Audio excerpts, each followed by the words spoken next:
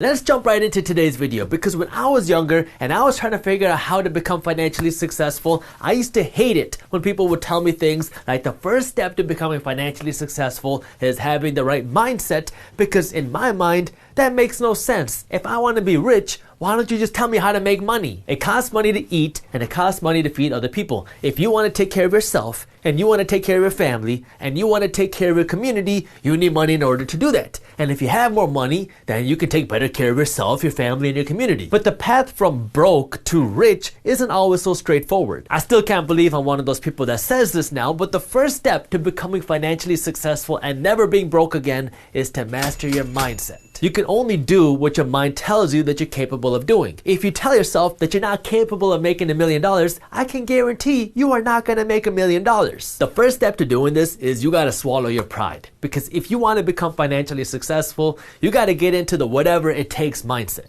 My family is from a state in India called Punjab, and when I was a kid one time I was in Punjab, I bought myself this drum called a dhol. It's a traditional Punjabi drum, and people play it at weddings nowadays, but I bought it just because I really liked the drum and I liked the idea of playing it, so I brought it home and I started playing it. After I started to get good at the dhol, then people started asking me to play the dhol at their weddings. Now the interesting thing about this is in the Indian culture, the whole entertainment business, so DJs, dhol players, other kind of entertainers that work at weddings are considered very low class. I started accepting some of the wedding gigs, and now I was working at a lot of weddings and I got to know a lot of the local DJs and I became friends with a lot of the local DJs, and then I started working with a lot of the local DJs. So now I'm working at these weddings, but a lot of people that I knew weren't very happy with the fact that I was playing the drum and working with DJs at weddings. And it wasn't just the people that I knew. A lot of times it was the people that we worked for that felt that because we were working in the entertainment business, we are lower class people. The reality is there are people in this world that believe that if you don't have a certain title or a certain class or a certain profession,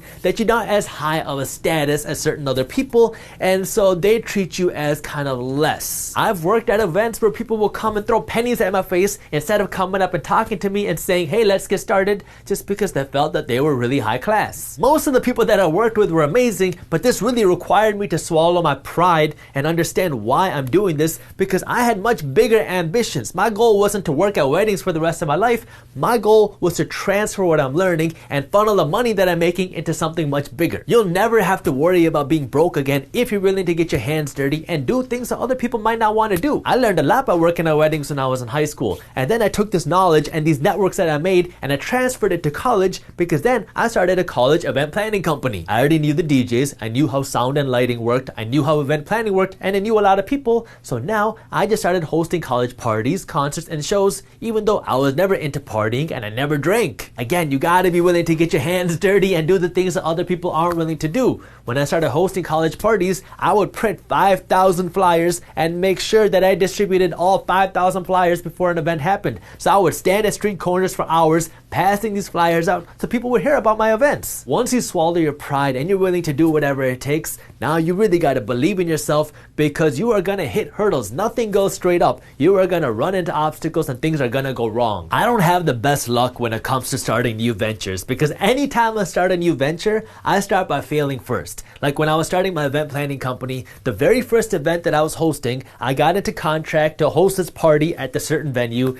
and I was promoting it for like 3 months. So I've been promoting this event, marketing this event, and then the night before our event happened, the venue that I was in contract with got shut down by the police. And so the day of our first event, I had no place to host it. After I got tired of this event planning business, me and a buddy of mine started reselling phone accessories on the internet.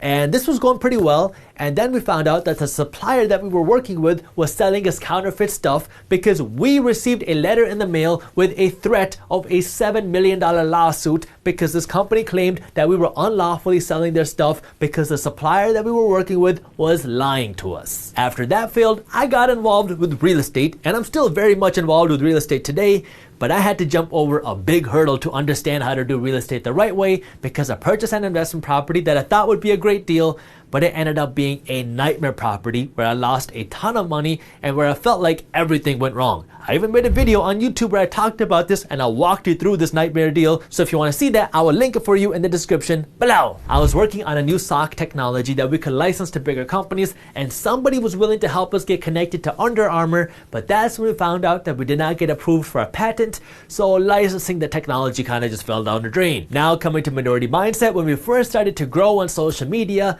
somebody found a way to hack into our Instagram page when we hit 17,000 followers, and they deleted our page. Once you're able to swallow your pride and you're willing to do whatever it takes, then you gotta have grit, because things are gonna go wrong and you gotta be willing to get back up and keep moving forward. The thing that really helped me get my mindset right and keep my mindset right was just listening to other inspirational people, because when we see other successful people today, we see the tip of the iceberg. We see where they are now, but we don't see what it took to get where they are. One of the stories that inspired me the most was Steve Harvey's rags to riches story. If you have not heard his rags to riches journey, I will link it for you in the description because it is mind-blowing. He lived in his car for 3 years because he had no money, and that was what he was willing to do to get to where he is today. You really just need to start injecting your mind with the right positive energy and the positive thoughts and the inspiration and the motivation. That way you can keep moving every single day. This is back before YouTube became YouTube, but I used to listen to the CD called Blueprint to Success by Eric Thomas. Eric Thomas is a motivational speaker,